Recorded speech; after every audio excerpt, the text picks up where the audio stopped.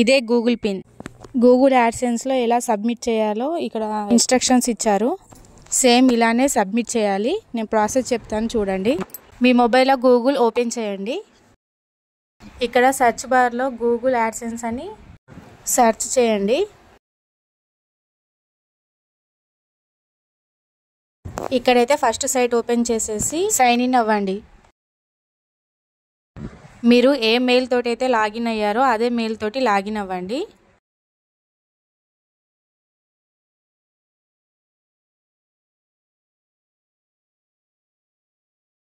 Login అయిన తర్వాత ఇలా అయితే ఓపెన్ అవుతుంది. లెఫ్ట్ సైడ్ 3 లైన్స్ కనిపిస్తున్నాయి చూడండి. ఆ 3 లైన్స్ క్లిక్ చేయండి. పైకి స్క్రోల్ చేయగానే ఇక్కడ పేమెంట్స్ అని ఉంది కదా, ఆ పేమెంట్స్ని క్లిక్ చేయండి. ఇక్కడ వెరిఫికేషన్ చెక్ అని ఉంది కదండి, సెకండ్ ఆప్షన్. ఆ ఆప్షన్ని క్లిక్ చేస్తే ఇలా అయితే ఓపెన్ అవుతుంది. ఇక్కడ చూడండి 6 డిజిట్ వెరిఫికేషన్ పిన్ అని ఉంది కదా, అందులో మనకు వచ్చిన యాడ్సెన్స్ నుంచి వచ్చిన పిన్ అయితే ఎంటర్ చేయాలి. పిన్ అయితే ఎంటర్ చేసేసి సబ్మిట్ని క్లిక్ చేయండి. కొద్ది రోజులు పోయిన తర్వాత మనకి బ్యాంక్ డీటెయిల్స్ యాడ్ చేసుకోవడానికి మనకు ఆప్షన్ అయితే చూపిస్తుంది. సబ్మిట్ క్లిక్ చేయగానే అడ్రస్ వెరిఫికేషన్ కంప్లీటెడ్ అని వస్తుంది. అంటే మన అడ్రస్ వెరిఫికేషన్ కంప్లీట్ అయినట్టు.